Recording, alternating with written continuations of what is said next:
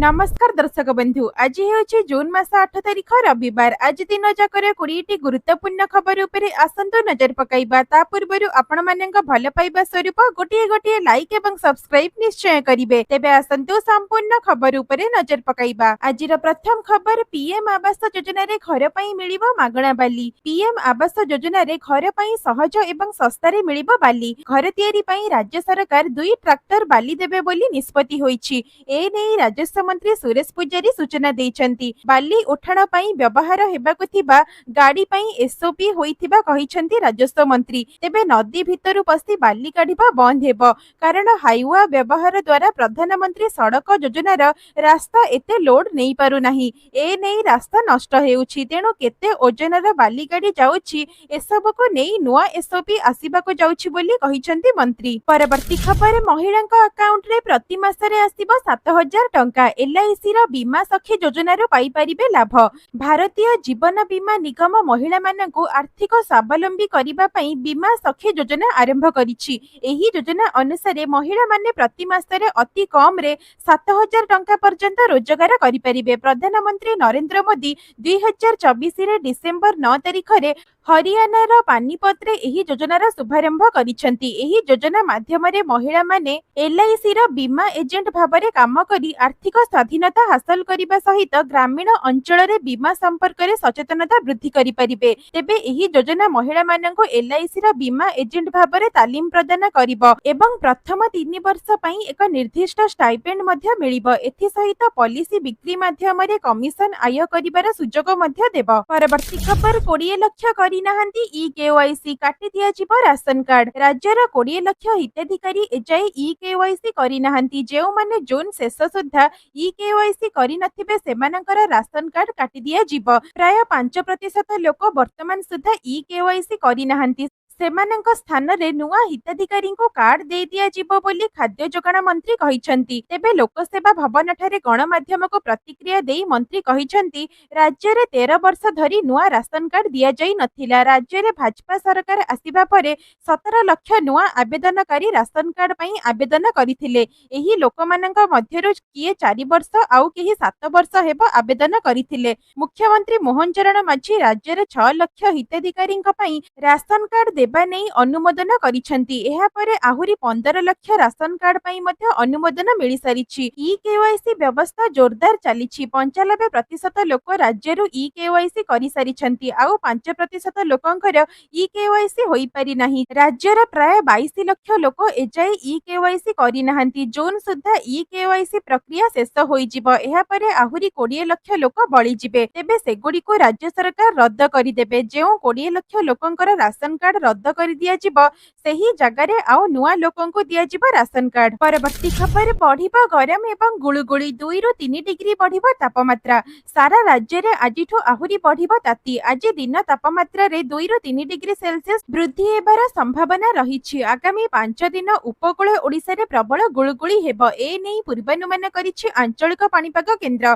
बालेश्वर, भद्रक, जाजपुर, केन्द्रापड़ा, कटक, जगतसिंहपुर, पुरी, खोर्धा, नयागढ़, गंजाम एवं गजपति जिल्ला रे गरम एवं गुळुगुळीर प्रकोप जारी रहिबो। ए नै 10 जाए एभली पाणीपाग रहिबार संभावना अछि। तेबे 11 एवं 12 रे गुळुगुळी प्रकोप कमी पारे, मात्र वर्षार संभावना विशेष नाही। तापरे पागरे सामान्य परिवर्तन होई पारे। परवर्ती खबर हु हु होई बढ़ुछि कोरोना संक्रमण। देश रे 5000 टपिला कोरोना आक्रांतक संख्या। दिनकु दिन बढ़ी बढ़ी चलीछि कोरोना आक्रांतक संख्या। केंद्र स्वास्थ्य मंत्रालय द्वारा प्रकाशित तथ्य अनुसार भारत रे कोविड-19 मामला पूर्वापेक्षा वृद्धि पाइछि। सक्रिय संक्रमण संख्या 5364 रे पहुंची। तेबे गत 24 घंटा मध्य रे देश रे 764 टी नुआ मामला एवं 4 जनकर मृत्यु घटिछि। केरल रे 2टी एवं पंजाब एवं कर्नाटक रे गोटिए लेखाए मृत्यु संख्या चिन्हट होइतिबा बेले केरल सर्वाधिक प्रभावित राज्य भाबरे रहिछि। गोटिए दिन रे 192 टी नूतन मामला रिपोर्ट होइछि। एहा परे गुजरात रे 107, पश्चिम बंग रे 58 एवं दिल्ली रे 30 रे रहिछि। जहाँ देशव्यापी 498टी नूतन संक्रमण वृद्धि करिछि। परवर्ती खबर एणिकी फोन रे जानी हेबा श्रीमंदिर नीति निर्घंट भक्तों पई लॉन्च हैला श्री जगन्नाथ धाम आप एणिकी महाप्रभुंकर प्रतिटी नीतिकांति विषय रे मिलिबा सठिक सूचना। पुरी मंदिर प्रशासन पक्षरु लॉन्च होईछि श्री जगन्नाथ धाम मोबाइल आप। एही आप जरिया रे भक्त माने मंदिरर प्रतिटी नीति विषय रे निर्भुल सूचना पाइबे।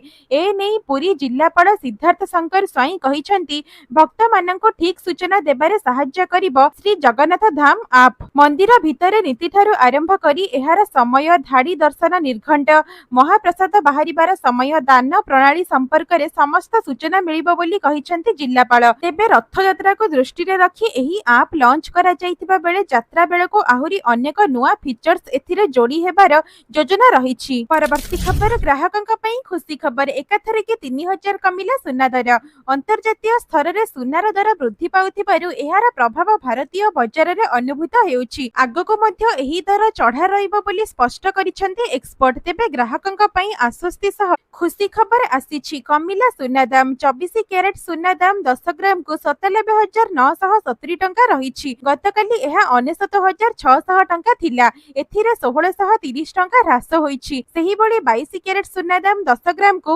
89,800 टंका रहिछि। गतकाली एहा 91,300 टंका थिला। एथिरे 1500 टंका ह्रास होईछि। तेबे 18 कैरेट सुना दाम 10 ग्राम को 73,480 टंका रहिथिबा बेले गतकाली एहा 74,700 टंका थिला। एथिरे 1200 टंका ह्रास होईछि।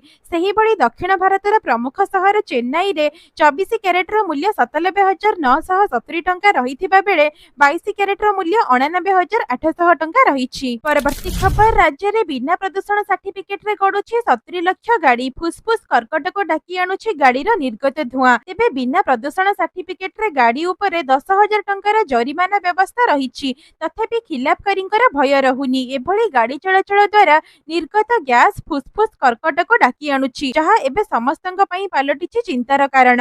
परिवहन प्राधिकरण सूचना अनुसार राज्य रे 1,06,00,000 गाड़ी पंजीकृत होईछि। सेथि मध्यरु 15 लाख गाड़ी एबे राज्य रे चलाचल करूनाहांती। बाकी 90 लाख गाड़ी रु 80% हेउछि दुई चकिया गाड़ी। चलाचल करूथिबा 20 लाख गाड़ीर पीयूसी बा पॉल्यूशन अंडर कंट्रोल सर्टिफिकेट रहिछि। परवर्ती खबर फुलबाणी मेडिकल कॉलेज उद्घाटन कले मुख्यमंत्री। कंधमाल वासींक बहु दिनर स्वप्न साकार होईछि। शनिवार मुख्यमंत्री मोहन चरण माझी बहु प्रतीक्षित फुलबाणी सरकारी भेषज महाविद्यालय एवं चिकित्सालय को उद्घाटन करिसेंती। पूर्वाह्न प्राय 11टा बेले मादिकुंदा स्थित रिजर्व पड़िया हेलीपैड रे मुख्यमंत्री अवतरण करिथिले। सेठारो तिलकपड़ा ठारे नवनिर्मित मेडिकल कॉलेज जाइथिले। कॉलेज उद्घाटन करिबा परे महाविद्यालय प्रेक्षालय रे आयोजित एक सभारे डाक्तर नर्स एवं अन्यान्य कर्मचारी को उद्बोधन देइथिले। तेबे एही नवनिर्मित मेडिकल कॉलेज रे 100 जन छात्र छात्री पढ़िबा व्यवस्था थिबा बेले 650 शଯ୍या विशिष्ट चिकित्सालय रहिछि। परवर्ती खबर रथयात्रा पूर्वरु हेउछि स्वतंत्र मॉक ड्रिल। विश्व प्रसिद्ध घोषयात्रा पई पुरी रे मॉक ड्रिल आरंभ होईछि। पुरी जिल्ला एवं पुलिस प्रशासनर मिलित उद्यम रे एही मॉक ड्रिल करा जाउछि। रथयात्रा समय रे श्रीक्षेत्र रे लक्ष लक्ष भक्तंक समागम हेबो। प्रबल भिड़ को दृष्टि रे रखी जिल्ला एवं पुलिस प्रशासन पक्षरु प्रस्तुति को जोरदार करा जाइछि। मॉक ड्रिल रे जिल्ला एवं पुलिस प्रशासन वरिष्ठ अधिकारी मानक सहित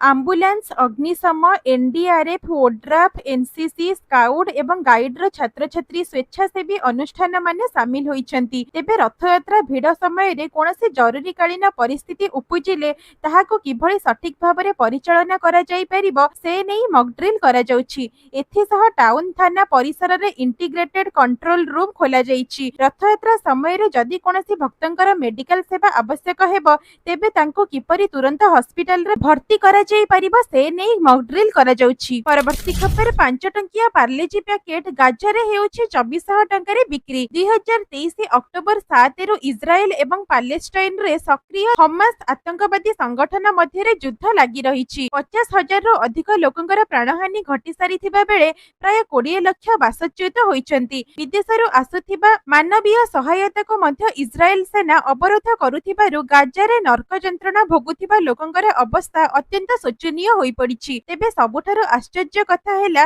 भारतीय बिस्कुट कंपनी पार्ले तरफरु प्रस्तुत 5 टंकिया पार्लेजी पैकेट गाजारे 2400 टंका रे बिक्री हेउथिबा जणा पड़िछि। केवल बिस्कुट काहींकि अन्य खाद्य सामग्रीर मूल्य ମୂଲ୍ୟ 500 ଗୁଣ ଅଧିକ ରହିଛି ବୋଲି ଗାଜାରେ ବାସ କରୁଥିବା ଜଣେ ବ୍ୟକ୍ତି ଗଣମାଧ୍ୟମକୁ ସୂଚନା ଦେଇଛନ୍ତି।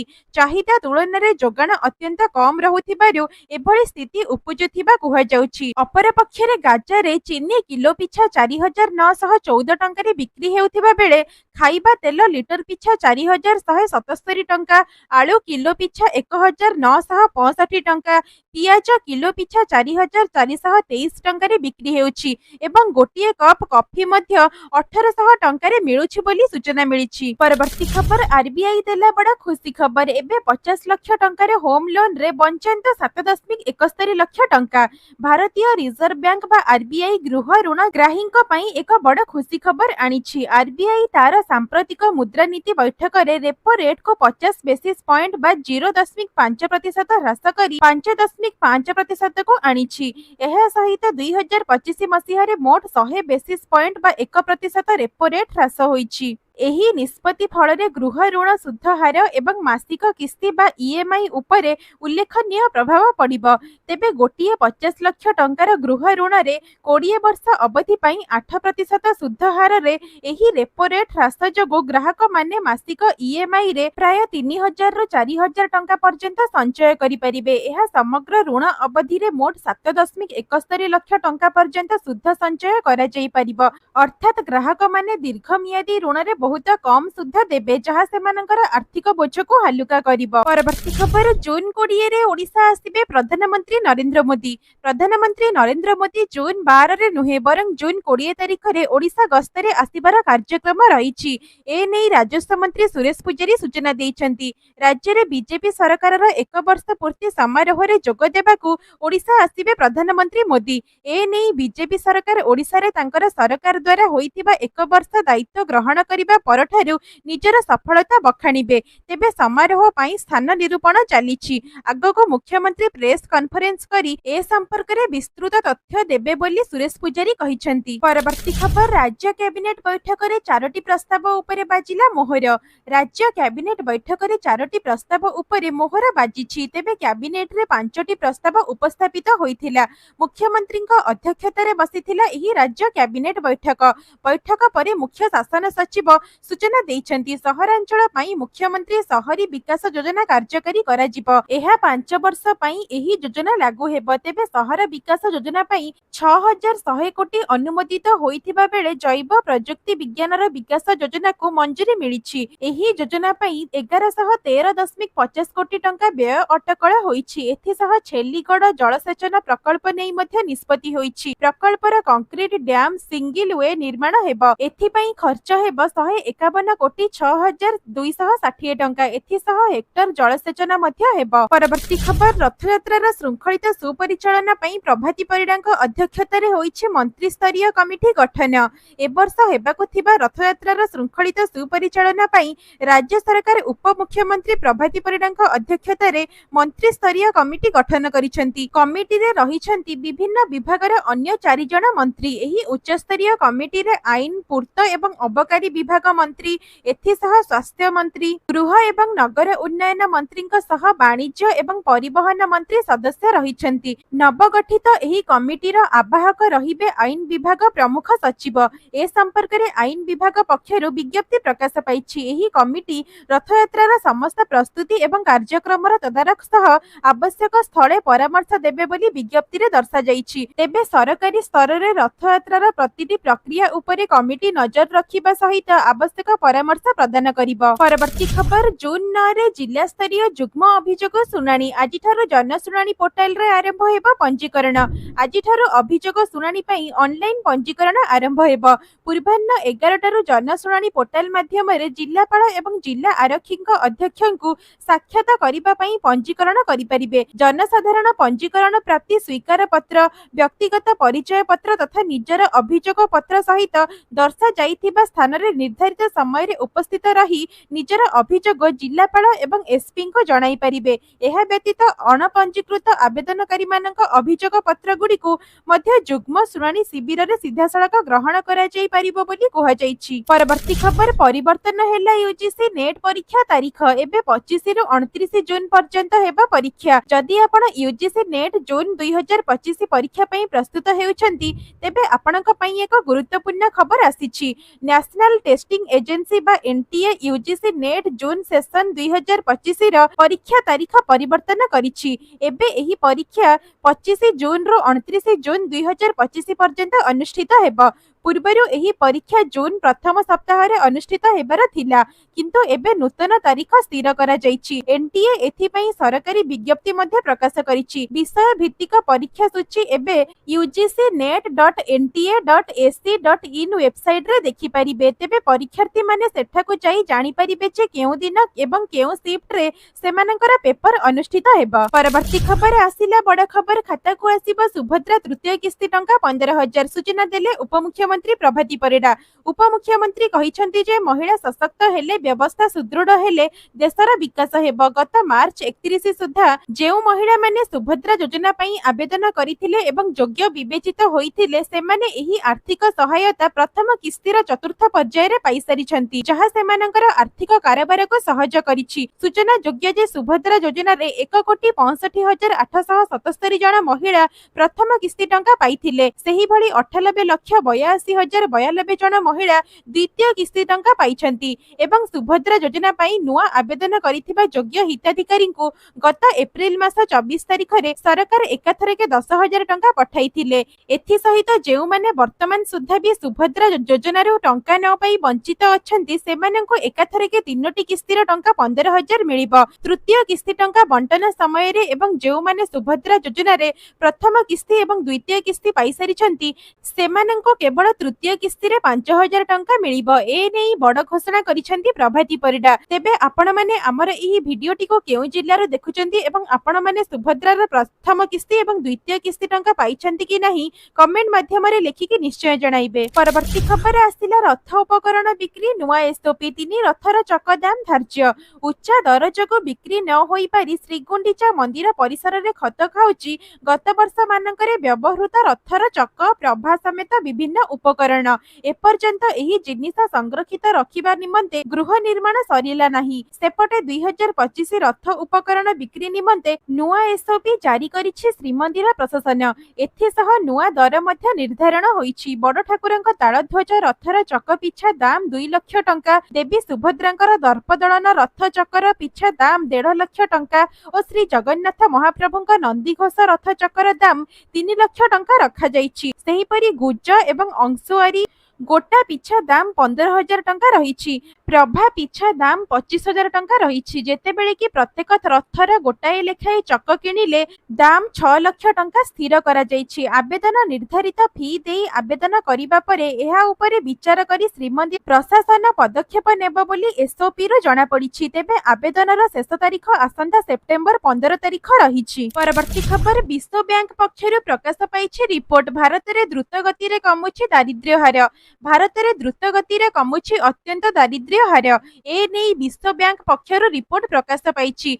27.1% रु 5.3% को खसिला दारिद्र्य दर।